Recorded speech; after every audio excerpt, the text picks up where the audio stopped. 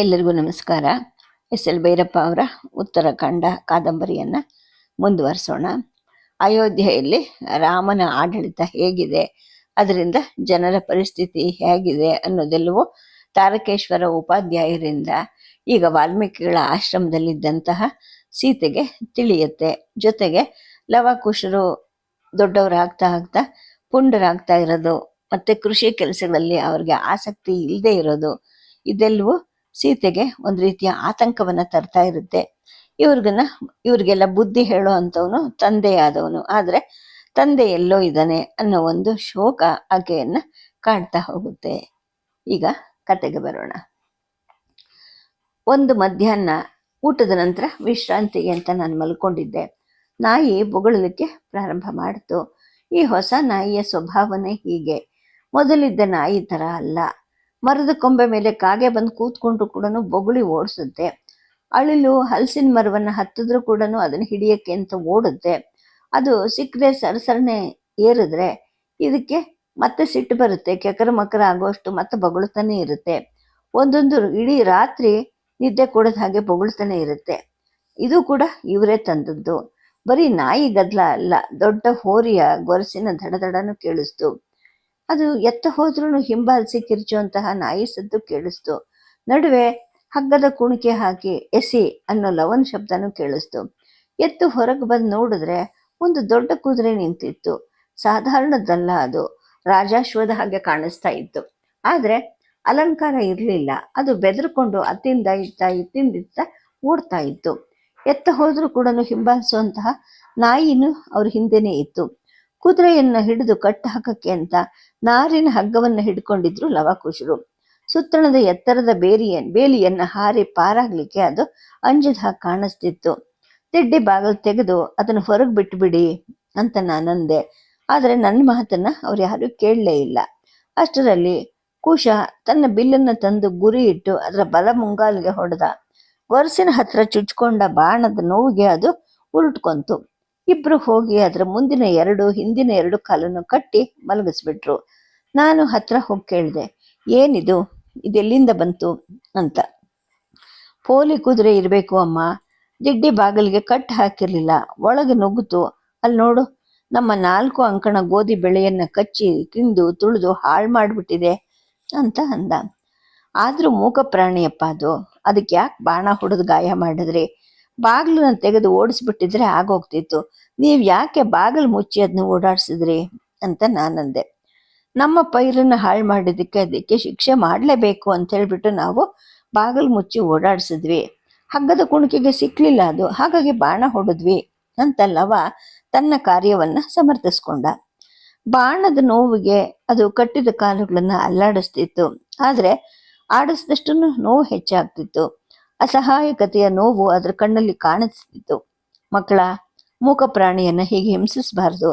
ಬಾಣವನ್ನು ಕಿತ್ತು ಹಸಿರು ಔಷಧಿ ಕಟ್ಟಿ ಕುತ್ತಿಗೆ ಹಗ್ಗ ಕಟ್ಟಿ ಅಶ್ವತ್ಥ ವೃಕ್ಷಕ್ಕೆ ಕಟ್ಟಿ ಹಾಕಿ ಅದೆಲ್ಲೂ ಕಿತ್ಕೊಂಡು ಹೋಗಲ್ಲ ಅಂತ ನಾನಂದೆ. ಕುಶ ತಾನು ಹೊಡೆದ ಬಾಣವನ್ನು ಎಳೆದು ಕಿತ್ತ. ರಕ್ತ ಹರಿಲಿಕ್ಕೆ ಶುರು ಆಯಿತು. ಲವ ಓಡ್ ಹೋಗಿ ಹಸಿರು ಔಷಧಿ ತಂದು ಅರೆದು ಗಾಯಕ್ಕೆ ಹಿಂಡಿ ಚರಟವನ್ನು ಮೆತ್ತಿ ಒಂದು ಅರಿವೆಯ ಬೆಳಲಿನಿಂದ ಬಿಗಿಯಾಗಿ ಕಟ್ಟಿದ. ಒಂದು ದೊಡ್ಡ ಗಟ್ಟಿ ಹಗ್ಗವನ್ನು ಕುತ್ತಿಗೆಗೆ ಕಟ್ಟಿ ಕಾಲಿನ ಕಟ್ಟುಗಳನ್ನು ಬಿಚ್ಚಿದ. ಈಗ ಅದು ಎದ್ದು ನಿಂತ್ಕೊಂತು. ಆದರೆ ಬಲ ಮುಂಗಾಲನ್ನು ನೋವಿಂದ ಮಡಚಿಕೊಂಡಿತ್ತು. ಅದನ್ನು ಕುಂಟಿಸುತ್ತಲೇ ನಡೆಸ್ಕೊಂಡು ಹತ್ತಿರದ ಬದುವಿನ ಹತ್ರ ಇದ್ದಂತಹ ಅಶ್ವತ್ಥ ವೃಕ್ಷದ ಹತ್ರ ಕರ್ಕೊಂಡು ಹೋಗಿ ಕಟ್ಟಿದ್ರು. ಆದರೆ ಅವರಿಬ್ಬರಿಗೂ ಅದ್ರ ಮೇಲೆ ಪ್ರೀತಿ ಬಂದಿತ್ತು. ಲವ ಹೋಗಿ ಒಂದು ದೊಡ್ಡ ಬೋಗುಣಿಯಲ್ಲಿ ಕಲಗಚ್ಚನ್ನು ತಂದು ಕುಡಿಯೋಕ್ಕೆ ಕೊಟ್ಟ. ಅದು ಕುಡೀತು. ಇಬ್ರು ಅದರ ಒಂದೊಂದು ಕಡೆ ನಿಂತ್ಕೊಂಡು ಮಾರದ ಹಗ್ಗಗಳನ್ನು ಸುತ್ತಿ ಮೈ ಕುತ್ತಿಗೆಗಳನ್ನು ತಿಕ್ಕತೊಡಗಿದ್ರು. ತಿಕ್ಕಿದ ಹದಕ್ಕೋ ಅಥವಾ ಇವರು ತೋರಿಸಿದ ಪ್ರೀತಿಗೋ ಗೊತ್ತಿಲ್ಲ, ಅದ್ರ ಮುಖದಲ್ಲಿ ಹಿತ ಕಾಣಿಸ್ಕೊಂತು. ಅಷ್ಟರಲ್ಲಿ ಜಯಂತ ಮತ್ತು ನೀಲೆಯರು ಒಗೆದು ಮಡಿ ಮಾಡಿದ ಬಟ್ಟೆಗಳನ್ನು ಒಂದೊಂದು ದಪ್ಪ ಗಂಟುಗಳನ್ನು ಹೊತ್ಕೊಂಡು ಬಂದ್ರು. ಇಬ್ರು ಗುಡ್ಡೆ ಬಿದ್ದಿದ್ದ ಬಟ್ಟೆಗಳನ್ನು ಒಗಿಲಿಕ್ಕೆ ಅಂತ ಹತ್ತಿರ ಇದ್ದಂತಹ ತಮಸಾ ನದಿ ಕಡೆಗೆ ಹೋಗಿದ್ರು. ಗಂಡ ಹೆಂಡತಿ ಇಬ್ಬರಿಗೂ ನದಿಗೆ ಹೋಗಿ ಮನೆಯ ಎಲ್ಲರ ಬಟ್ಟೆಗಳನ್ನು ಚೌಳು ಮಣ್ಣು ಹಾಕಿ ಒಗೆದು ಒಣಗ ಹಾಕಿ ಜೊತೆಯಲ್ಲಿ ಈಜೋದು, ಹರಿಯೋ ನೀರಿಗೆ ಮೈ ಒಡ್ಡಿ ಮಾತಾಡ್ತಾ ಕೂತ್ಕೊಳ್ಳೋದು ಹಿತವಾದ ದಾಂಪತ್ಯ ಸುಖ ಆಗಿತ್ತು. ಅವನ ಬೆನ್ನನ್ನು ಅವಳು ಗಾರೆ ಕಲ್ಲಿಂದ ಉಜ್ಜಿ ಕೊಳೆ ತೆಗೆಯೋದನ್ನ ಅವಳ ಬೆನ್ನನ್ನು ಇವಳು ಉಜ್ಜಕ್ಕೆ ಹೋದ್ರೆ ಅವಳು ನಾಚ್ಕೊಂತಿದ್ಲು. ಯಾರಾದರೂ ನೋಡಿದ್ರೆ ನಿನಗೆ ನಾಚಿಕೆ ಹೆಚ್ಚಿಗೆ ಇಲ್ಲ ಅಂತ ಗಂಡನ ಬೈತಿದ್ಲು. ಅವನು ಕೂಡ ಖುಷಿಯಿಂದ ನಗ್ತಾ ಇದ್ದ. ಇದೆಲ್ಲ ಅವರ ಪ್ರೀತಿಯ ಕಲಹ ಆಗಿತ್ತು. ಜಯಂತ ಕುದುರೆಯನ್ನು ದಿಟ್ಟಿಸಿ ನೋಡ್ದ. ಆ ನಂತರ ನನ್ನನ್ನು ಕಣ್ಣು ಸನ್ನೆ ಮಾಡಿ ಕುಟೀರದ ಒಳಕ್ಕೆ ಕರೆದ. ದೊಡ್ಡಮ್ಮ, ಇದು ಯಾವ ಕುದುರೆ ಗೊತ್ತಾ ಅಂತ ಕೇಳಿದ. ದಿಟ್ಟಿ ಬಾಗಿಲನ್ನು ನೂಕ್ಕೊಂಡು ಬಂದು 4 ಮಡಿ ಗೋಧಿ ಬೆಳೆಯನ್ನು ತಿಂದು ತುಳಿದಿದೆ, ಅದಕ್ಕೆ ಕಟ್ ಹಾಕಿದ್ದಾರೆ ಅಂತ ನಾನಂದೆ. ದೊಡ್ಡಮ್ಮ, ಅಶ್ವಮೇಧ ಯಾಗಕ್ಕೆ ಬಿಟ್ಟ ಕುದುರೆ ತಪ್ಪಿಸ್ಕೊಂಡಿದೆ ಅಂತ ರಾಜಭಟ್ರು ಹುಡುಕ್ತಾ ಇದ್ರು. ಕಂಡವ್ರನ್ನೆಲ್ಲ ವಿಚಾರಿಸ್ತಿದ್ರು. ಬಹುಶಃ ಇದು ಅದೇ ಇರಬೇಕು. ಎತ್ತರ, ನಿಲುವು, ಮೈಬಣ್ಣ, ಮುಖದ ಚಹರೆ ನೋಡಿದ್ರೆ ಹಾಗೆ ಅನ್ಸುತ್ತೆ ಅಂತ ಅವನಂದ. ಅಶ್ವಮೇಧದ ಕುದುರೆಯನ್ನ ಕಟ್ ಹಾಕೋದು ಅಂದ್ರೆ ರಾಜಭಟರ ಜೊತೆಗೆ ಹಿಂಬಾಲಿಸುವಂತಹ ರಾಜ ಸೈನ್ಯದ ಜೊತೆಗೆ ಯುದ್ಧಕ್ಕೆ ಸಿದ್ಧರಾಗಬೇಕು ಅನ್ನೋ ಅರ್ಥ ನನಗೆ ಹೊಳೀತು. ನನ್ನ ಎದೆ ಹೊಡ್ಕೊಳಕ್ ಶುರು ಆಯಿತು. ಯಾವ ರಾಜಂದಪ್ಪ ಇದು, ಕೇಳಿದ್ಯಾ ಅಂತ ನಾನಂದೆ. ಅಯೋಧ್ಯೆಯ ರಾಮರಾಜನದಂತೆ ಅಂತ ಜಯಂತ ಹೇಳಿದ. ನನ್ನ ಮನಸ್ಸು ಒಂದು ರೀತಿಯ ವಿಸ್ಮಯ, ಆತಂಕಗಳಲ್ಲಿ ಸಿಲುಕೊಂತು. 16 ವರ್ಷದ ಎಳೆ ಹುಡುಗರು ಇವರು. ರಾಮನ ಸೈನ್ಯ ಅನ್ನೋದಕ್ಕಿಂತ ಅದನ್ನು ತಿಳಿದೆ ಅಪ್ಪನ ಅಶ್ವನ್ನ ಕಟ್ಟಿ ಹಾಕಿ ಸಮರಕ್ಕೆ ಆಹ್ವಾನಿಸಿರೋ ಸನ್ನಿವೇಶದ ವೈಚಿತ್ರ್ಯದ ಬೆರಗಿಗೆ ನನಗೆ ಉಸಿರು ಕಟ್ಟಿಸ್ದಂಗೆ ಆಯಿತು. ಮಕ್ಕಳೇ, ಈ ಕುದುರೆಯನ್ನು ತಕ್ಷಣ ಬಿಚ್ಚಿಬಿಟ್ಟು ನಮ್ಮ ದಿಡ್ಡಿ ಬಾಗಿಲಿಂದ ಆಚೆಗೆ ಓಡಿಸ್ಬಿಡಿ ಅಂತ ಹೇಳೋ ಒಂದು ಪರಿಹಾರ ನನಗೆ ಹೊಳೀತು. ಆದರೆ ಇವ್ರು ಹೇಳಿದ್ರೆ ಕೇಳ್ತಾರಾ? ಯಾಕೆ, ಏನು ಅಂತ ಮುಂತಾಗಿ ನನಗಿಷ್ಟವಿಲ್ಲದ ಕಥೆಯನ್ನು ಕೇಳ್ತಾರೆ. ನಿಂತಿದ್ದವಳು ಬಳಲಿಕೆ ಆದ ಹಾಗೆ ಅಲ್ಲೇ ಕಂಬವನ್ನು ಹೊರಕೊಂಡು ಕೂತ್ಕೊಂಡ್ಬಿಟ್ಟೆ.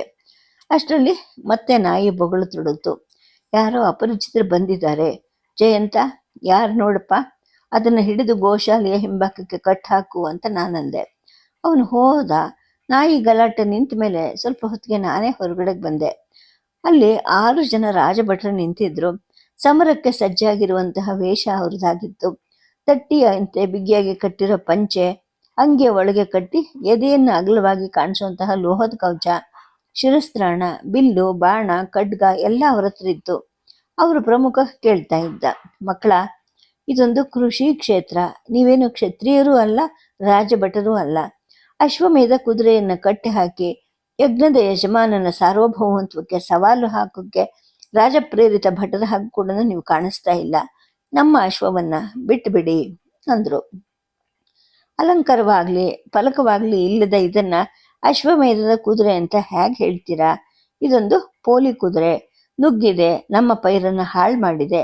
ನಿಮ್ಮ ರಾಜನನ್ನೇ ಕರ್ಕೊಂಡು ಬನ್ನಿ, ನಮ್ಮ ಕ್ಷಮೆ ಬೇಡ್ಲಿ, ಅವನು ನಷ್ಟ ಕಾಣಿಕೆ ಕೊಟ್ಟು ಇದನ್ನು ಬಿಡಿಸ್ಕೊಂಡು ಹೋಗ್ಲಿ ಅಂತ ಕುಶ ಹೇಳ್ದ. ಇವನ ಮಾತಿಗೆ ಪ್ರಮುಖ ಸಿಟ್ಟೇನು ಮಾಡ್ಕೊಂಡ್ಲಿಲ್ಲ. ಮಕ್ಕಳ, ಅಶ್ವಮೇಧದ ಕುದುರೆ ಕಾಡು, ಊರು, ನಗರ, ಹೊಲ, ತೋಟ ಎಲ್ಲಿಗಾದ್ರೂ ಹೋಗುತ್ತೆ, ಏನಾದ್ರೂ ತಿನ್ನುತ್ತೆ. ಕಟ್ಟಿ ಹಾಕಿದ್ರೆ ಯಜ್ಞದ ಯಜಮಾನನ ಜೊತೆಗೆ ಯುದ್ಧ ಮಾಡಿ ಸೋಲಿಸ್ತೀನಿ ಅಂತ ಪಂದ್ಯ ಹಾಕಿದ ಹಾಗೆ. ಕಟ್ಟದೇ ಇದ್ರೆ ಅವನ ಸಾರ್ವಭೌಮತ್ವವನ್ನು ಒಪ್ಕೊಂಡ ಹಾಗೆ. ಇದು ಶಾಸ್ತ್ರ ಇರೋದು ಇದೇ ತರ. ಕ್ಷಮೆ ಅಥವಾ ನಷ್ಟ ಕಾಣಿಕೆಗಳ ನಿಯಮ ಇಲ್ಲಿ ಬರೋದೇ ಇಲ್ಲ. ನೀವು ಹುಡುಗರು, ಕೃಷಿಕರು, ಕಾಡು ಮೇಡುಗಳಲ್ಲಿ ನುಗ್ಗುವಾಗ ಅದರ ವಸ್ತ್ರ ಮತ್ತು ಫಲಕಗಳು ಕಿತ್ತು ಬಿದ್ದು ಹೋಗಿವೆ ಅಂತ ಅಂದ್ರು. ಈಗ ಲವಕುಶರು ತಮ್ಮೊಳಗೆ ಪಿಸುಮಾತಲ್ಲಿ ಸಮಾಲೋಚಿಸ್ತಿದ್ರು. ಆನಂತರ ಕುಶ ಹೇಳ್ದ, ಕಟ್ಟಿ ಹಾಕಿರೋದು ನಾವಿಬ್ರು. ನಿಮ್ಮಲ್ಲಿ ಯಾರಾದ್ರೂ ಇಬ್ರು ಯುದ್ಧಕ್ಕೆ ನಿಲ್ಲಿ. ನೀವು ಗೆದ್ರೆ ಕುದುರೆ ನಿಮ್ದು, ಸೋತ್ರೆ ನಿಮ್ಮ ಯಜಮಾನನ ರಾಜ್ಯ ನಮ್ದು. ಆಗಬಹುದಾ ಅಂತ ಕೇಳ್ದ. ಪ್ರಮುಖ ಇವರನ್ನು ನೋಡಿ ಗಟ್ಟಿಯಾಗಿ ನಕ್ಕ. ಜಾಣ ಮಕ್ಕಳು ನೀವು. ಇಬ್ಬರು ಸೈನಿಕರನ್ನ ಸೋಲಿಸ್ಬಿಟ್ಟು ಇಡೀ ರಾಜ್ಯವನ್ನ ಕಬಳಿಸುವಂತಹ ಪಂದ್ಯ ಹೇಳ್ತಾ ಇದ್ದೀರಾ. ನಿಮ್ಮ ಹಿರಿಯರು ಅಲ್ಲಿ ನಿಂತಿದ್ದಾರೆ ನೋಡಿ, ಯಾರು ಇಲ್ವಾ? ಅವರೇನ ನಿಮ್ಮ ಹಿರಿಯರ? ಕರೀರಿ ಅಂತ ಅಂದ್ರು.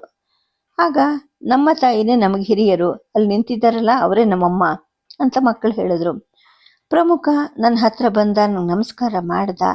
ಆ ನಂತರ ಏನೋ ಅನುಮಾನ ಬಂದವನ ಹಾಗೆ ನನ್ನ ಮುಖವನ್ನೇ ಗಮನಿಸಿ ನೋಡಕ್ ಶುರು ಮಾಡ್ದ. ಆ ಮಕ್ಕಳು ಹೇಳಿದ್ರಲ್ಲ, ನಾನೇ ಅವ್ರ ತಾಯಿ ಅಂತ ನಾನಂದೆ. ಅದು ಸರಿ, ತಮ್ಮ ನಾಮಧೇಯ, ಮಾತಾಪಿತೃಗಳು, ಪತಿ, ಮಾವ, ಅತ್ತೆ, ವಂಶ ಅಂತ ಅವ್ರು ಮತ್ತೆ ಕೇಳಿದ್ರು. ಅದನ್ನೆಲ್ಲ ಹೇಳೋ ಅಗತ್ಯ ಇಲ್ಲ. ಹತ್ತಿರದಲ್ಲೇ ಇರೋಂತಹ ಮಹರ್ಷಿಗಳ ಮೊಮ್ಮಗಳು ನಾನು. ಅಷ್ಟು ತಿಳ್ಕೊಂಡ್ರೆ ಸಾಕು ಅಂತ ನಾನಂದೆ. ಆಗ ಅವನು ಹೇಳ್ದ, ನಾನು ರಾಜ್ಯದ ಸೇವಕ ತಾಯಿ, ಅತಿಕ್ರಮಿಸಿ ಮಾತಾಡೋ ಅಧಿಕಾರ ನನಗಿಲ್ಲ. ಆದರೂ ಕೂಡ ಯಜ್ಞದ ಅಶ್ವರಕ್ಷಣೆಯ ಕರ್ತವ್ಯ ಬದ್ಧನಾಗಿದ್ದೀನಿ. ತಾವು ನಮ್ಮ ಮಹಾರಾಣಿಯವರು ಇರಬೇಕು ಅನ್ನೋ ಒಂದು ಅನುಮಾನ ನನಗೆ ಬರ್ತಾ ಇದೆ. ನಮ್ಮ ಯಜ್ಞದ ಯಜಮಾನರು ಇಕ್ಷ್ವಾಕು ವಂಶದ ದಶರಥ ಪುತ್ರ ಕೋಸಲಾಧಿಪತಿ ಶ್ರೀ ರಾಮ ಮಹಾರಾಜರು ಅಂತ ಅಂದ. ಇದ್ದಕ್ಕಿದ್ದ ಹಾಗೆ ನನ್ನ ತಲೆ ಒಳಗಡೆ ರಕ್ತ ಸಂಚಾರ ಅಧಿಕಗೊಂಡು ಕಣ್ಣು ಕತ್ತಲೆ ಆದಂಗಾಯ್ತು. ಅಲ್ಲಿ ನಿಂತರೆ ತಲೆ ಸುತ್ತಿ ಬಿದ್ದುಬಿಡ್ತೀನಿ ಅನ್ನಿಸ್ತು. ಮನೆ ಒಳಗೆ ನಡೆದೆ, ಗೋಡೆಗೆ ಹೊರಕೊಂಡು ಕೂತ್ಕೊಂಡೆ. ನೀಲಿಗೆ ಕೇಳಿ ಒಂದು ಬಟ್ಲ ನೀರು ತರಿಸ್ಕೊಂಡು ಕುಡಿದೆ. ಸ್ವಲ್ಪ ಹೊತ್ತಿಗೆ ಸ್ವಲ್ಪ ಸಮಾಧಾನ ಆಯಿತು. ಕಣ್ಣು ಮುಚ್ಕೊಂಡೆ. ಎಂಥ ಪರಿಸ್ಥಿತಿ ಇದು ಅಂತ ಅನ್ನಿಸ್ತು. ಜಯಂತ ಹತ್ರ ಬಂದ.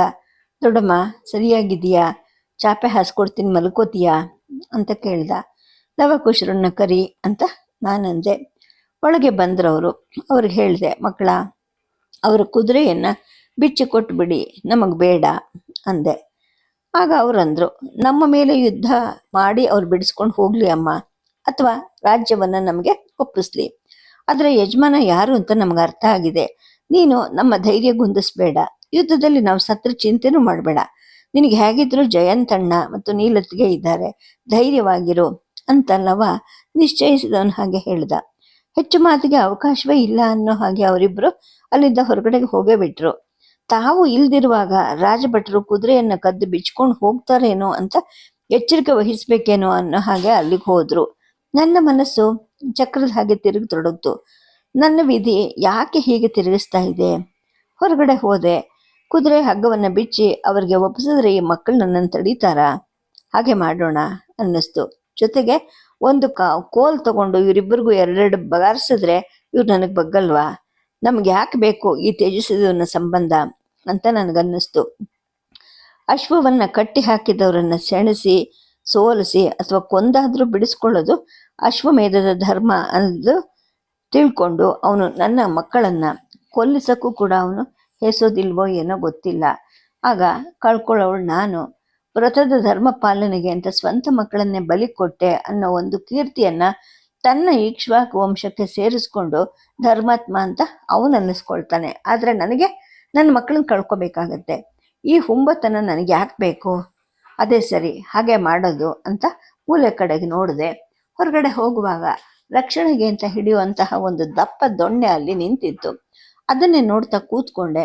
ಎದ್ದು ಹೋಗಿ ಅದನ್ನು ಕೈಲಿ ಹಿಡ್ಕೊಂಡು ಹೊರಗೆ ನಡೆಯೋ ಇಚ್ಛಾಶಕ್ತಿನೇ ಕಳೆದು ಹೋದವಳ ಹಾಗೆ ಕೂತೇ ಇದ್ದೆ. ಯಾಕೆ ಹೀಗಾಗ್ತಿದೆ ನನಗೆ? ಪಾರ್ಶ್ವವಾಯು ಬಡಿದವಳ ಹಾಗೆ ನಿಶ್ಚೇಷ್ಟಿತಲಾಗಿದ್ದೀನಲ್ಲ. ಏನು ತಿಳಿತಾ ಇರಲಿಲ್ಲ. ಗಂಡು ಮಕ್ಕಳು ಇವರು, 16 ವರ್ಷಕ್ಕೇನೆ ವೀರರಾಗಿದ್ದಾರೆ. ತಾತನ ಈ ಆಶ್ರಮಕ್ಕಲ್ಲದೆ ಕ್ಷಾತ್ರ ಶಿಕ್ಷಣದ ಆಶ್ರಮಕ್ಕೆ ಸೇರಿಸಿದ್ರೆ ಹುಲಿಯನ್ನು ಹೊಡೆಯುವಂತಹ ವೀರರು ಕೂಡ ಇವರು ಆಗ್ತಾ ಇದ್ರು. ಆದರೆ ಮೋಹಕ್ಕೆ ಬಿದ್ದು ನಾನೇ ಈ ಮಕ್ಕಳನ್ನ ಹಾಳು ಮಾಡಿದ್ನ? ಏನು ತೋಚಲಿಲ್ಲ ನನಗೆ. ಹಾಗೆ ಏನು ಮಾಡೋಕ್ಕೂ ಆಗದೆ ಹಾಗೇನೆ ಕುಕ್ಕರ್ ಬಡ್ಕೊಂಡು ಕೂತಿದ್ದೆ. ಅಷ್ಟರಲ್ಲಿ ಯಾರೋ ಒಳಗೆ ಬಂದರು. ರಾಜವೇಷ ಧರಿಸಿದ್ರು. ಎದೆಗೆ ರಕ್ಷಣಾ ಕವಚ ಇತ್ತು. ಬಿಲ್ಲು ಬಾಣಗಳು ವೀರಗಾಸೆಯ ದುಕೂಲ ಇತ್ತು. ನನ್ನನ್ನು ದಿಟ್ಟಿಸಿ ನೋಡಿದ್ರು. ದೀರ್ಘದಂಡ ನಮಸ್ಕಾರವನ್ನು ಮಾಡಿದ್ರು. ಅತ್ತಿಗೆ ಪ್ರಣಾಮ ಸ್ವೀಕರಿಸು, ನಾನು ಶತ್ರುಘ್ನ ಅಂತ ಅಂದ ಬಂದವನು. ನನಗಿನ್ನೂ ಗಲಿಬಿಲಿ ಆಯಿತು. 1 ನಿಮಿಷದಲ್ಲಿ ಮಾತು ಬಂತು. ನನ್ನ ತಂಗಿಯ ಗಂಡನಾಗಿದ್ದರಿಂದ ಭಾವ, ಅತ್ತಿಗೆ ಮೈದುನರ ಸುಳ್ಳು ಸಂಬಂಧದ ಮಾತು ಬೇಡ ಅಂತ ಅಂದೆ ನಾನು. ಅವನ ಮಾತು ತಿಳಿದೆ ನಿಂತೇ ಇದ್ದ. ಅನ್ನತ್ರ ಹೇಳ್ದ, ಇವ್ರ ಹೆಸರು ಲವಾಕುಶ ಅನ್ನೋದು ನನಗೊಬ್ಬನಿಗೆ ಅಲ್ಲ, ಇಡೀ ಕೋಸಲಕ್ಕೆ ಗೊತ್ತು ಅತ್ತಿಗೆ. ಇಲ್ಲಿಗೆ ಬರೋಕ್ಕೆ ಮುಂಚೆ ಕುದುರೆ ಹತ್ತಿರವೇ ಕಾವಲು ನಿಂತಿದ್ದ ಹುಡುಗರಿಗೆ ನಾನು ನಿಮ್ಮ ಚಿಕ್ಕಪ್ಪ ಅಂತ ಪರಿಚಯ ಹೇಳಿದೆ. ಅಪ್ಪನೇ ಇಲ್ದವ್ರಿಗೆ ಚಿಕ್ಕಪ್ಪ ಎಲ್ಲಿ ಅವನು ಅಂತ ಅಂದ್ಬಿಟ್ರು. ಅದನ್ನು ಕೇಳಿ ನಂಗೆ ತುಂಬ ದುಃಖ ಆಯಿತು ಅತ್ತಿಗೆ. ರಾಜನ ಆಜ್ಞಾಧಾರಕರಿಗೆ ಹೆಚ್ಚಿನ ಸ್ವತಂತ್ರ ಇಲ್ಲ. ಆದರೆ ಚಿಕ್ಕಮ್ಮನ ಗಂಡ ಹಾಗೂ ನಿಮಗೆ ತಂಗಿ ಗಂಡ ಅನ್ನೋ ಸಂಬಂಧ ಯಾರೂ ನಿರಾಕರಿಸಲಾಗದ್ದಲ್ವೇ ಅಂತ ಶತ್ರುಘ್ನ ಹೇಳ್ದ. ಶ್ರುತಕೀರ್ತಿ ಹೇಗಿದ್ದಾಳೆ? ಮಾಂಡವಿ ಚೆನ್ನಾಗಿದ್ದಾಳ ಅಂತ ನಾನು ಸೌಜನ್ಯದ ಮಾತಾಡಿದೆ. ಹೇಳು, ಕೈಕಾಲು ತೊಳ್ಕೊ, ಬಡವಳ ಮನೆಯ ಊಟ ಸಿದ್ಧವಾಗಿದೆ ಅಂತ ಅಂದೆ. ಇಲ್ಲಿಗೆ ಬಂದು ನಿನ್ನ ಕೈ ಊಟ ಮಾಡದೆ ಹೋಗ್ತೀನ ಅತ್ತಿಗೆ? ಆದರೆ ಮುಖ್ಯ ವಿಷಯವನ್ನು ಮೊದಲು ಬಗೆಹರಿಸ್ಬೇಕು.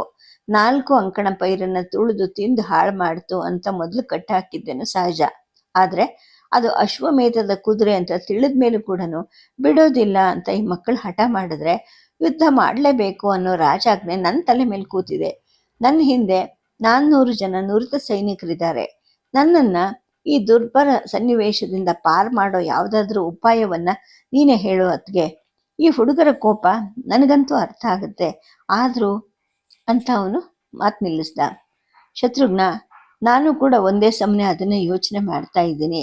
ದೊಣ್ಣೆ ಹಿಡ್ಕೊಂಡು 4 ಏಟನ್ನ ಮಕ್ಕಳಿಗೆ ಬಿಟ್ಟು ಹಗ್ಗ ಕಳಿಸ್ಬಿಡುವಂತಹ ಆಲೋಚನೆಯನ್ನು ಮಾಡಿದೆ. ಆದರೆ ಅವರಿಬ್ಬರು ನನ್ನ ಮೇಲೆ ತಿರುಗಿ ಬಿದ್ದರೆ ನಾನು ಏನು ಮಾಡಲಿ ಅಂತ ನನ್ನ ಅಸಹಾಯಕತೆಯನ್ನು ಅವನ ಹತ್ರ ತೋಡ್ಕೊಂಡೆ. ಅವನು ಮತ್ತೇನು ಮಾತಾಡಲಿಲ್ಲ. ನನ್ನ ಮಾತಂತೂ ಮುಗಿದಿತ್ತು. ಸ್ವಲ್ಪ ಹೊತ್ತಿನ ಮೇಲೆ ಅವನೇ ಹೇಳ್ದ, ಅತ್ತಿಗೆ, ವಾಲ್ಮೀಕಿ ಮಹರ್ಷಿಗಳ ಆಶ್ರಮ ಹತ್ತಿರದಲ್ಲೇ ಇದೆ ಅಂತ ಕೇಳಿದ್ದೀನಿ. ದಾರಿ ಯಾವುದು? ಅವರ ದರ್ಶನವನ್ನು ಪಡ್ಕೊಂಡು ಬರ್ತೀನಿ ಅಂತ ಅಂದ. ನಾನು ಅವನಿಗೆ ದಾರಿ ತೋರಿಸ್ದೆ. ಅವನು ಹೊರಟು ಹೋದ. ಅವನ ಹಿಂದೆನೆ 4 ಅಂಗರಕ್ಷಕರು ಕೂಡ ಹೋದ್ರು. ಸಂಜೆ ಆದರೂ ಕೂಡ ಅವನು ಹಿಂತಿರುಗಿ ಬರಲೇ ಇಲ್ಲ. ಸೂರ್ಯ ಮುಳುಗಕ್ಕೆ ಮೊದಲು ಮೋಡಗಳನ್ನು ಹೊದೆಯೋ ಸಮಯ ಆಗಿತ್ತು. ತಾರಕೇಶ್ವರ ಉಪಾಧ್ಯಾಯರು ಬಂದರು. ಇನ್ನು ಕುದುರೆ ಹತ್ತಿರವೇ ಇದ್ದಂತಹ ಲವಕುಶರ ಹತ್ರ ಹೋದ್ರು. ಮಹರ್ಷಿಗಳ ಆದೇಶವಾಗಿದೆ, ನೀವಿಬ್ರು ತಕ್ಷಣ ಬರಬೇಕಂತೆ ಅಂತ ಅಂದರು. ಗುರುಗಳೇ, ಏನು ಕಾರಣ ಅಂತ ಈ ಮಕ್ಕಳು ಕೇಳಿದ್ರು. ನನಗೆ ಗೊತ್ತಿಲ್ಲ ಅಂತ ತಾರಕೇಶ್ವರರು ಹೇಳಿದ್ರು. ಅವರಿಬ್ರು ಸ್ವಲ್ಪ ಹೊತ್ತು ಪಿಸುಮಾತಲ್ಲಿ ಏನೋ ಸಮಾಲೋಚಿಸಿದ್ರು. ಆ ನಂತರ ಹಿಂತಿರುಗಿ ಬಂದು ಹೇಳಿದ್ರು, ಮುತ್ತಾತ ಯಾಕೆ ಬರ ಹೇಳಿದ್ದಾರೆ ಅಂತ ನಮಗೆ ಗೊತ್ತು. ಬಾಲಕರ ಅವಿಧೇಯತೆಯನ್ನು ಕ್ಷಮಿಸ್ಬೇಕಂತೆ ಅಂತ ನೀವು ಹೇಳಿ ಗುರುಗಳೇ ಅಂತ ಅಂದರು. ಈ ಮಾತನ್ನು ಕೇಳಿ ನನಗೆ ಮತ್ತು ಉಪಾಧ್ಯಾಯರಿಗೂ ಕೂಡ ಆಘಾತ ಆದಂಗಾಯಿತು. ಮಹರ್ಷಿಗಳ ಮಾತನ್ನು ನಿರಾಕರಿಸೋದು ಅಂದರೆ ಏನು? ನಾನು ಹತ್ರ ಹೋದೆ. ಎಂಥ ದುರ್ಬುದ್ಧಿ ಬಂತು ನಿಮಗೆ? ವಿನಾಶ ಕಾಲದ ಗುರುತಿದು, ಮುತ್ತಾತನ ಮಾತನ್ನು ಮೀರೋದಾ ಅಂತ ಕೈ ಎತ್ತದೆ. ಹೊಡೆದೆ. ಆದರೆ ನಾವು ಕೇಳೋಲ್ಲ ಅನ್ನೋ ಹಾಗೆ ಇಬ್ಬರು ಶರೀರವನ್ನು ಸೆಟಿಸಿ ನಿಂತರು. ನನಗಿಂತ ಎತ್ತರವಾಗಿ ಬೆಳೆದು ನನ್ನ ತಲೆ ಮೇಲೆ ನೀಳವಾಗಿ ಕೈ ಎತ್ತಿದ್ರೆ ಆಗೋಷ್ಟು ಎತ್ತರಕ್ಕೆ ಬೆಳೆದಿದ್ರು ಈ ಮಕ್ಕಳು. ನನಗೆ ಅಳು ಬರೋ ಹಾಗಾಯಿತು. ಅಳು ತಡ್ಕೊಂಡೆ. ಉಪಾಧ್ಯಾಯರು ಹಿಂತಿರುಗಿದ್ರು. ನಾನು ಮನೆ ಅಂಗಳದಲ್ಲಿ ಕೂತ್ಕೊಂಡೆ. ನೀಲೆ ಊಟಕ್ಕೆ ಕರೆದ್ರು ನಾನು ಹೋಗಲಿಲ್ಲ. ಶತ್ರುಘ್ನ ಮಹರ್ಷಿಗಳಿಂದ ಹೇಳ್ಸಕ್ಕೆ ಹೋಗಿದ್ದಾನಾ? ಅದು ಈ ಹುಡುಗರಿಗೆ ನನಗಿಂತ ಮೊದಲೇ ಗೊತ್ತಾಯ್ತಾ? ಆದರೂ ಕೂಡ ಮಹರ್ಷಿಗಳ ಆದೇಶವನ್ನು ಮೀರೋದು ಶ್ರೇಯಸ್ಕರ ಅಲ್ವಾ? ಅವರು ಆಶ್ರಯ ಕೊಡದೇ ಇದ್ದಿದ್ರೆ ನನ್ನ ಗತಿ ಏನಾಗ್ತಿತ್ತು, ಇವರ ಸ್ಥಿತಿ ಏನಾಗ್ತಿತ್ತು ಅನ್ನೋ ಒಂದು ಯೋಚನೆಯಲ್ಲಿ ನಾನು ಮುಳುಗಿ ಹೋದೆ. ಏನಾಗ್ತಿತ್ತು ಅಂತ ಮತ್ತೆ ಮತ್ತೆ ಯೋಚನೆ ಮಾಡಿದೆ. ಏನೂ ಗೊತ್ತಾಗಲಿಲ್ಲ. ಮಕ್ಕಳು ನನ್ನ ಕೈ ತಪ್ಪಿದ್ರು, ನಾನು ಒಂಟಿ ಆದೆ ಅನ್ನೋ ಭಾವನೆ ನನ್ನನ್ನು ಆವರಿಸ್ಕೊಳ್ತು. ಸ್ವಲ್ಪ ಹೊತ್ತಿಗೆ ದೂರದಲ್ಲಿ ತಾತನೇ ಬರ್ತಾ ಇದ್ದಿದ್ದು ಕಾಣಿಸ್ತು. ಬಲಗೈಯಲ್ಲಿ ಊರ್ಗೋಲು ಹಿಡ್ಕೊಂಡಿದ್ರು. ಎಡಗೈ ಉಪಾಧ್ಯಾಯರ ಹಿಡಿಯಲ್ಲಿತ್ತು. ತಾವೇ ಬರ್ತಾ ಇದ್ದಾರೆ. ದಿಡ್ಡಿ ಬಾಗಿಲಿಂದ ಒಳಗೆ ಬಂದರು. ನಾನು ಎದ್ದು ಹೋಗಿ ನಮಸ್ಕಾರ ಮಾಡಿದೆ. ಲವಕುಶರು ಅಡ್ಡ ಬಿದ್ದರು. ತಾತ ಹತ್ರ ಹೋಗಿ ಕಟ್ಟಿ ಹಾಕಿದ್ದ ಅಶ್ವವನ್ನು ನೋಡಿದ್ರು. ಅನಂತರ ಮಕ್ಕಳ ಕಡೆ ತಿರುಗಿ ಹೇಳಿದ್ರು, ಎಲ್ಲ ನನ್ನ ಮರಿ ಮಕ್ಕಳ, ನೀವು ಶೌರ್ಯದಿಂದ ಹಿಡಿದು ಕಟ್ಟಿದ ಅಶ್ವವನ್ನು ಬಿಟ್ಟುಬಿಡಿ ಅಂತ ನಾನು ಹೇಳ್ತೀನೇನೋ? ಇಲ್ವಲ್ಲ, ನೀವು ಗೆದ್ದಿದ್ದೀರಾ. ಹಾಗಂತ ಮಹಾರಾಜನಿಗೆ ಹೇಳಿ ಒಪ್ಸಕ್ಕೆ ನಾನು ಈಗ ಅಯೋಧ್ಯೆ ಕಡೆಗೆ ಹೊರಟಿದ್ದೀನಿ. ರಾಮನನ್ನ ಇಲ್ಲಿಗೆ ಕರೆಸ್ತಿದ್ದೆ. ಆದರೆ ಯಜ್ಞ ದೀಕ್ಷೆಯನ್ನು ತೊಟ್ಕೊಂಡವನು ನಗರದ ಗಡಿ ದಾಟಿ ಬರೋ ಹಾಗಿಲ್ಲ. ಬೆಳಿಗ್ಗೆ ನೀವು ನನ್ನ ಜೊತೆ ಅಯೋಧ್ಯೆಗೆ ಪ್ರಯಾಣ ಮಾಡಬೇಕು. ಕುದುರೆ ಹಗ್ಗ ನಿಮ್ಮ ಕೈಲೇ ಇರಬೇಕು. ಯುದ್ಧದಲ್ಲಿ ನೀವು ಗೆದ್ದಿದ್ದೀರಾ ಅಂತ ನಾನು ಮಹಾರಾಜನಿಗೆ ಹೇಳ್ತೀನಿ. ಮುಂದಿನದು ದೈವ ಇಚ್ಛೆ. ನನ್ನ ಮಾತಿಗೆ ನೀವು ಎದುರಾಡಕೂಡ್ದು ಅಂದರು. ಲವಕುಶರು ಒಬ್ಬರು ಮುಖವನ್ನು ಒಬ್ಬರು ನೋಡ್ಕೊಂಡ್ರು. ಯಾವ ಸನ್ನೆಯನ್ನ ವಿನಿಮಯ ಮಾಡಿಕೊಂಡ್ರೋ ನನಗಂತೂ ಗೊತ್ತಾಗ್ಲಿಲ್ಲ. ಆದರೆ ಮಹರ್ಷಿಗಳ ಸಲಹೆಯನ್ನು ಮಾತ್ರ ಒಪ್ಕೊಂಡ್ರು. ಶತ್ರುಘ್ನನ ಸಂಗಡ ರಥ ಇರಲಿಲ್ಲ. ಕಾಡು ಮೇಡುಗಳಲ್ಲೂ ಅಲಿಯೋ ಕುದುರೆಯನ್ನು ಹಿಂಬಾಲಿಸುವಾಗ ರಥ ಚಲಿಸೋಕೆ ಸಾಧ್ಯ ಇಲ್ಲ ಅಲ್ವಾ? ಹಾಗಾಗಿ ಅವರು ರಥದಲ್ಲಿ ಬಂದಿರಲಿಲ್ಲ. ಮೆತ್ತನೆಯ ಹಾಸಿಗೆ ಹಾಕಿದ ಆಶ್ರಮದ ಒಂದು ಎತ್ತಿನ ಗಾಡಿಯಲ್ಲಿ ಮಹರ್ಷಿಗಳು ಕೂತರು. ಅವ್ರ ಜೊತೆಗೆ ತಾರಕೇಶ್ವರ ಉಪಾಧ್ಯಾಯರು ಕೂಡ ಇದ್ರು. ಅವ್ರ ಹಿಂದೆ ಕುದುರೆ ಹಗ್ಗವನ್ನ ಸರದಿ ಹಾಗೆ ಹಿಡ್ಕೊಂಡು ಲವಕುಶರು ಹೆಜ್ಜೆ ಹಾಕ್ತಾ ಇದ್ರು. ಅಯೋಧ್ಯೆಯಲ್ಲಿ ತಾತ ಏನ್ ಮಾಡ್ತಾರೋ ಏನ್ ಮಾಡಿಸ್ತಾರೋ ಅನ್ನೋ ಒಂದು ಕುತೂಹಲಕ್ಕಿಂತ ಆತಂಕ ನನಗೆ ಹೆಚ್ಚಾಗ್ತಾ ಹೋಗ್ತಿತ್ತು. ಆದರೆ ಒಂದು ಪಕ್ಷಿಯ ನೋವನ್ನು ತಮ್ಮ ನೋವಾಗಿ ಪರಿವರ್ತಿಸ್ಕೊಂಡು ಅನುಭವಿಸುವಂತಹ ಈ ದಯಾಮಯ್ಯ ರಕ್ಷಣೆಯಲ್ಲಿ ನನ್ನ ಮಕ್ಕಳಿಗೆ ಯಾವುದೇ ಕಷ್ಟ ಉಂಟಾಗಲ್ಲ ಅನ್ನೋ ಒಂದು ನಂಬಿಕೆ ಕೂಡ ಗಟ್ಟಿಯಾಗ್ತಾ ಇತ್ತು. ರಾಮ ಮಕ್ಕಳನ್ನು ಹ್ಯಾಕ್ ಕಾಣ್ತಾನೆ? ಸಾಕ್ಲಿಲ್ಲ, ಸಲಹಲಿಲ್ಲ, ಹ್ಯಾಕ್ ಕಾಣಕ್ಕೆ ಸಾಧ್ಯ? ಅವನನ್ನು ಕಂಡಾಗ ಇವ್ರ ಮುಖದಲ್ಲಿ ಎಂತಹ ಭಾವ ಹುಟ್ಟಬಹುದು? ಕೋಪನ ಅಥವಾ ತಿರಸ್ಕಾರನ? ನಗರದ ಐಶ್ವರ್ಯ, ಅರಮನೆಯ ಭವ್ಯಕ್ಕೆ ಇವ್ರು ಮಾರು ಹೋಗ್ತಾರ? ಬೇಡ ಬೇಡ, ನನ್ನ ಮಕ್ಕಳಿಗೆ ಈ ಸಮೃದ್ಧ ಗುಣದ ಕೃಷಿ ಭೂಮಿ ಇದೆ, ಈ ಭವ್ಯಕ್ಕೆ ಅವರು ಮಾರು ಹೋಗೋದು ಬೇಡವೇ ಬೇಡ, ನನ್ನ ಹತ್ರಕ್ಕೆ ಹಿಂದಿರುಗಲಿ ಅಂತ ನನ್ನ ಮನಸ್ಸು ತಾಕ್ಲಾಡ್ತಿತ್ತು. ಹೀಗೆ ಒಂದು ವಾರ ಕಳೆದು ಹೋಯಿತು. ನಿಖರವಾಗಿ 8ನೇ ದಿನಕ್ಕೆ ತಾರಕೇಶ್ವರರು ಬಂದರು. ತಾಯಿ, ನಿಮ್ಮನ್ನು ಕರ್ಕೊಂಬನ್ನಿ ಅಂತ ಮಹರ್ಷಿಗಳ ಆದೇಶ ಮಾಡಿದ್ದಾರೆ ಅಂತ ಅಂದರು. ನಾನು ಮೂಕಳಾದೆ. ಇಷ್ಟು ವರ್ಷಗಳಾದಮೇಲೆ, ಇಷ್ಟೆಲ್ಲ ಆದಮೇಲೆ ನನ್ನನ್ನು ಯಾಕೆ ಆ ಸಂಬಂಧನ ನಾಶವಾದ ಆ ಊರಿಗೆ ಕರೆ ಕಳಿಸಿದ್ದಾರೆ? ಮತ್ತೆ ಆ ಊರಿಗೆ ಮುಖ ತೋರಿಸೋದಾ? ಛೇ, ನನಗೆ ಅಗೌರವ ಅಲ್ವಾ? ಆ ಗಂಡನ ಮುಖದರ್ಶನ ಮಾಡೋದು ಕೂಡ ಅಸಹ್ಯಕರ ಅಂತ ಮನಸ್ಸು ತೀವ್ರವಾಗಿ ನುಡಿತಾ ಇತ್ತು. ಆದರೆ ನನಗೆ ಆಶ್ರಯ ಕೊಟ್ಟು ಮನಸ್ಸು ಅಶಾಂತಗೊಂಡಾಗಲ್ಲ ಸಮಾಧಾನ ಪಡಿಸಿ ನಿಜವಾದ ಅಜ್ಜನಿಗಿಂತ ಹೆಚ್ಚು ಅಕ್ರೆಯನ್ನು ತೋರಿದ ಅವ್ರ ಮಾತನ್ನು ಮೀರೋದು ಹೇಗೆ? ಅಂತರಂಗದ ತಿರಸ್ಕಾರವನ್ನು ಮೆಟ್ಟಿ ಅವರ ಆದೇಶವನ್ನು ಪಾಲಿಸೋದೆ ನನ್ನ ಕರ್ತವ್ಯ ಅನ್ನಿಸ್ತು. ಪರರ ಹಿತಕ್ಕಲ್ಲದೆ ಅವ್ರು ಬೇರೆ ಏನು ಮಾಡೋರಲ್ಲ, ಹಾಗೆ ನನಗೆ ಅಹಿತವಾದದ್ದನ್ನು ಕೂಡ ಅವ್ರು ಮಾಡೋಕ್ಕೆ ಸಾಧ್ಯನೇ ಇಲ್ಲ ಅಂತ ನನಗೆ ನಾನೇ ಸಮಾಧಾನ ಹೇಳ್ಕೊಂಡೆ. ಉಪಾಧ್ಯಾಯರೇ, ಈ ಆದೇಶದ ಹಿಂದೆ ತಾತನ ಮನಸ್ಸಲ್ಲಿ ಏನಿರಬಹುದು ಹೇಳು ಅಂತಂದಾದರೆ ಹೇಳಿ, ನನ್ನ ತಳಮಳ ಸ್ವಲ್ಪ ಶಾಂತ ಆಗುತ್ತೆ ಅಂತ ನಾನಂದೆ. ಆಗ ಅವರಂದ್ರು, ಮಹರ್ಷಿಗಳ ಮನಸ್ಸಲ್ಲಿ ಏನಿರುತ್ತೋ ಗೊತ್ತಾಗೋದಿಲ್ಲ ತಾಯಿ. ಅವರು ಅಯೋಧ್ಯೆಯ ಕುಲಪುರೋಹಿತರಾದ ವಸಿಷ್ಠರ ಮನೆಯಲ್ಲಿ ಉಳ್ಕೊಂಡಿದ್ದಾರೆ. ನಿಮ್ಮ 2 ಕುಮಾರರು ಕೂಡ ಅವ್ರ ಜೊತೆಗೇ ಇದ್ದಾರೆ. ನಾನು ನನ್ನ ಪೂರ್ವದ ಸಹಪಾಠಿಯೊಬ್ಬನ ಮನೆಯಲ್ಲಿ ಇದ್ದೆ ಅಂತ ಅಂದರು. ಉಪಾಧ್ಯಾಯರು ರಥದಲ್ಲಿ ಪ್ರಯಾಣ ಮಾಡಿ ಬಂದಿದ್ರು. ಅದು ರಾಜರಥನೋ ಅಥವಾ ರಾಜನ ಕುಲಪುರೋಹಿತರ ರಥವೋ ಯಾವುದಾದ್ರೂ ಕೂಡ ನನಗೆ ಅದ್ರಲ್ಲಿ ಕೂತ್ಕೊಳ್ಳೋ ಮನಸ್ಸೇ ಆಗಲಿಲ್ಲ. ನನ್ನದೇ ಎತ್ತಿನ ಗಾಡಿಗೆ ಜಯಂತ ಹುಲ್ಲಿನ ಹಾಸಿಗೆ ಹಾಕಿ ಸಿದ್ಧಪಡಿಸಿದ್ದ. ಮನೆಯಲ್ಲಿ ನೀಲೆ ಮತ್ತು ಬೆಳೆದ ಹುಡುಗಿ ಮಾಲಿನಿ ಇದ್ರು. ನಾಯಿ ಹುಲಿ ಹಾಗಿದ್ರು ಕೂಡ ರಾತ್ರಿ ಕಾವಲು ಕಾಯಕ್ಕೆ ಅಂತ ಆಶ್ರಮದ 2 ಬ್ರಹ್ಮಚಾರಿಗಳನ್ನ ಅಲ್ಲಿ ನೇಮಿಸಿದೆ. ಜಯಂತ ಗಾಡಿ ಹೊಡಿಲಿಕ್ಕೆ ಅಂತ ಕೂತ್ಕೊಂಡ. ಅಯೋಧ್ಯೆಯನ್ನು ತಲುಪಿದ್ವಿ. ತಾಯಿ, ಅಯೋಧ್ಯೆಯಲ್ಲಿ ನೀವು ಎಲ್ಲಿ ಉಳಿಯೋಕೆ ಇಚ್ಛಿಸ್ತೀರಾ? ತಂಗಿ ಮಾಂಡವಿಯವರ ಮನೆಯಲ್ಲ ಅಥವಾ ಶ್ರುತಕೀರ್ತಿಯವರ ಮನೆಯಲ್ಲ ಅಂತ ತಾರಕೇಶ್ವರರು ಕೇಳಿದ್ರು. ಇವರು ಕೇಳಕ್ಕೆ ಮೊದಲೇ ನಾನು ಅದನ್ನು ನಿಶ್ಚಯ ಮಾಡಿಕೊಂಡಿದ್ದೆ. ನನ್ನ ಸಖಿ ಸುಕೇಶಿಯ ಮನೆ ಇಲ್ಲೇ ಇದೆ, ಅವಳು ಈಗ ಅಯೋಧ್ಯೆಯಲ್ಲಿದ್ದಾಳೆ, ಅವಳ ಮನೇಲಿ ಇರ್ತೀನಿ ಅಂತ ನಾನಂದೆ. ಅದು ಕೃಷಿಕರ ಓಣಿ ತಾಯಿ, ನೀವು ಮಹಾರಾಣಿ, ನಿಮಗೆ ಮುಜುಗರ ಆಗಬಹುದು, ಇಡೀ ರಾಜತ್ವಕ್ಕೆ ಅದು ಪೇಚು ತರುತ್ತಲ್ವಾ ಅಂತ ಉಪಾಧ್ಯಾಯರು ಹೇಳಿದ್ರು. ಉಪಾಧ್ಯಾಯರೇ, ರಾಜತ್ವದ ಘನತೆಯನ್ನು ಕಾಪಾಡೋಕ್ಕೆ ನಾನು ಬಂದಿಲ್ಲ. ಮಹರ್ಷಿಗಳ ಆಜ್ಞಾನುಸಾರ ಈ ಪ್ರಯಾಣ ಮಾಡಿದ್ದೀನಿ. ನಾನು ಕೂಡ ಒಬ್ಬ ಕೃಷಿಕಳು, ಕೋಸಲ ರಾಜ್ಯದ ಪ್ರಜೆ ಅಲ್ಲ ನಾನೀಗ. ನನಗಿಷ್ಟ ಬಂದಲ್ಲಿ ಉಳಿಯೋ ಸ್ವಾತಂತ್ರ್ಯನೂ ನನಗಿದೆ ಅಂತ ನಾನಂದೆ. ತಾರಕೇಶ್ವರರು ಏನು ಮಾತಾಡದೆ ಸುಮ್ಮನಾದ್ರು. ಇಡೀ ಓಣಿಯ ಜನರಲ್ಲಿ ಸಂಭ್ರಮ ತುಂಬಿಬಿಟ್ಟಿತ್ತು. ಕೃಷಿಕರದು ಅಂತ ಒಂದು ಓಣಿ ಅಲ್ಲ, ಇಡೀ ನಗರದ ಮುಕ್ಕಾಲು ಭಾಗದ ಓಣಿ, ಬೀದಿ, ಸಂದಿಗೊಂದಿಗಳಲ್ಲೆಲ್ಲನೂ ಅವ್ರದ್ದೇನೆ. ಎಲ್ಲ ಬೀದಿಗಳಲ್ಲೂ ನೇಗಿಲುಗಳಿದ್ವು, ಹರದಗಳಿದ್ವು, ಗಾಡಿಗಳಿದ್ವು, ದನಕರುಗಳ ಪ್ರೀತಿಯ ಕೂಗುಗಳಿದ್ವು, ಮೂಗಿಗೆ ಬಡಿಯುವಂತಹ ದನಕರುಗಳ ಸಗಣಿ ಗಂಜಲಗಳ ವಾಸನೆ ಇತ್ತು. ಮನೆಗಳ ಒಳಗೆ ಕಣಜಗಳಿದ್ವು, ಆಳೆತ್ತರದ ಕೊಮ್ಮೆ ಪೆಟ್ಟಿಗೆಗಳಿದ್ವು. ಈ ಕೇರಿಯನ್ನು ಇದುವರೆಗೂ ಒಂದ್ಸಲನೂ ನೋಡಿರ್ದಿದ್ರು ಕೂಡ ಇದು ನನ್ನದೇ ಸ್ಥಾನ ಅಂತ ನನಗನ್ನಿಸ್ತು. ಓಣಿಗಳ ಗಂಡಸರು ಹೆಂಗಸರು ಎಲ್ಲರೂ ನನ್ನನ್ನು ನೋಡೋಕ್ಕೆ ಬರ್ತಾ ಇದ್ರು. ಗಂಡಸರಿಗಿಂತ ಹೆಂಗಸರ ಸಂಭ್ರಮವೇ ಹೊಳೆಯಲ್ಲಿ ಪ್ರವಾಹ ಬಂದ ಹಾಗೆ ಬರ್ತಾ ಇತ್ತು. ಮಹಾರಾಣಿಯಾಗಿದ್ದವಳು ಈಗ ತಮ್ಮಂತೆ ಸಾಧಾರಣ ಸೀರೆ ಉಟ್ಕೊಂಡು ನಿರಾಭರಣಳಾಗಿದ್ದವರ ಇರೋದನ್ನ ನೋಡಿ ಪ್ರತಿಯೊಬ್ಬರ ಮುಖದಲ್ಲೂ ಆಶ್ಚರ್ಯ ತುಂಬಿ ಹೋಗಿತ್ತು.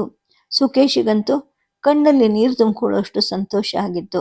ಕುಂಭ ಅಂತೂ ಹಲವು ಸಲ ಹೇಳ್ದ, ಲಕ್ಷ್ಮೀಪಾದ ನಮ್ಮ ಹೊಸ್ತಲ್ ದಾಟಿತಲ್ಲ, ನಮ್ಮ ವಂಶದ ಪುಣ್ಯ ತಾಯಿ ಅಂತ ಅಂದ. ಮರುದಿನ ಮಧ್ಯಾಹ್ನ ಉಪಾಧ್ಯಾಯರು ಬಂದರು.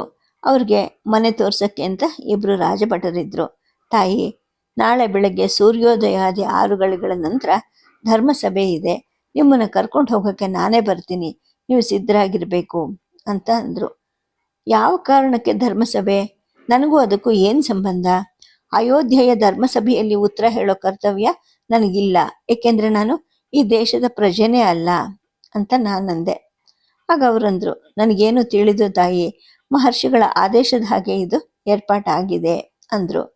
ಇದನ್ನ ಪ್ರಶ್ನಿಸೋದು ಅಥವಾ ಚರ್ಚಿಸೋಕೆ ಅವಕಾಶವೂ ಇಲ್ಲ ಅಂತ ನಾನು ಅರ್ಥ ಮಾಡಿಕೊಂಡು ಸುಮ್ಮನಾದೆ. ಧರ್ಮಸಭೆ ಅಂದ್ರೆ ರಾಜ್ಯಸಭೆಯಲ್ಲಿ ನಡೆಯುತ್ತೆ ಅಂತ ನಾನು ಭಾವಿಸಿದ್ದೆ. ಆದರೆ ನಗರದಲ್ಲಿ ಹೊರಗಡೆ ವಿಶಾಲವಾಗಿ ನಿರ್ಮಿಸಿದ್ದ ಯಾಗ ಮಂಟಪದಲ್ಲಿ ಅದನ್ನು ಏರ್ಪಾಟ್ ಮಾಡಿದ್ರು. ಯಜ್ಞದ ಯಜಮಾನ ರಾಮ ಯಜ್ಞಕುಂಡದ ಮುಂದೆ ಕೂತಿದ್ದ. ಬಲಭಾಗದ ವೇದಿಕೆಯ ಮೇಲೆ ಧರ್ಮ ಮಂಡಳಿಯ ಅಗ್ರಸ್ಥಾನದಲ್ಲಿ ವಸಿಷ್ಠರು, ಮಾರ್ಕಂಡೇಯರು, ಮೌದ್ಗಲ್ಯ, ವಾಮದೇವ, ಕಾಶ್ಯಪ, ಕಾತ್ಯಾಯನ ಗೋತ್ರೋದ್ಭವರು ಅವರ ಸುತ್ತಲೂ ಕೂತಿದ್ರು. ವಾಲ್ಮೀಕ ಮಹರ್ಷಿಗಳಿಗೆ ಅಂತಲೇ ಒಂದು ಉನ್ನತವಾದ ಪೀಠವನ್ನು ಕೊಟ್ಟಿದ್ರು. ಅವರ ಪಾದದ ಸಮೀಪದಲ್ಲಿ ಲವಾಕುಶರಿದ್ರು. ಯಜಮಾನ ರಾಮನ ಎದುರಿಗೆ ನಾನು, ನನ್ನ ಹಿಂಬದಿಯಲ್ಲಿ ಊರ್ಮಿಳ, ಮಾಂಡವಿ ಮತ್ತು ಶ್ರುತಕೀರ್ತಿಯರು. ಇಡೀ ಸಭೆಯಲ್ಲಿ ಸಾವಿರಾರು ಸಂಖ್ಯೆಯ ಪ್ರಜೆಗಳಿದ್ರು. ನಡುವೆ ತುಸು ಎತ್ತರದ ಪೀಠಗಳಲ್ಲಿ ಕೃಷಿಕರು, ಬಡಗಿಗಳು, ಕಮ್ಮಾರ, ಶಿಲ್ಪಿ ಮೊದಲಾದ ವೃತ್ತಿ ಪ್ರಮುಖರಿದ್ರು. ರಾಮನ ಬಲಬದಿಗೆ ಒಂದು ಖಾಲಿ ಪೀಠ ಇತ್ತು. ಎಡಬದಿಗೆ ಒಂದು ಸುವರ್ಣ ಪುತ್ಥಳಿ ಇತ್ತು. ಗಮನಿಸಿ ನೋಡಿದ ಮೇಲೆ ಅದು ನನ್ನದೇ ಪುತ್ಥಳಿ ಅಂತ ನನಗೆ ಗುರುತು ಸಿಕ್ತು. ಅಗ್ನಿಕುಂಡದ ಪಕ್ಕದಲ್ಲಿ ಒಂದು ಎತ್ತರವಾದ ರಾಜೋಚಿತ ಬಂಗಾರದ ಹೊದಿಕೆಯಿಂದ ಥಳಥಳನೆ ಹೊಳೆಯುವ ಬೆಳ್ಳಿ ಮುಖವಾಡದಿಂದ ಅಲಂಕೃತವಾದ ಕುದುರೆಯನ್ನ ನೆಲಕ್ಕೆ ಹೊಡೆದ 2 ಗೂಟಗಳಿಗೆ ಕಟ್ ಹಾಕಿದ್ರು.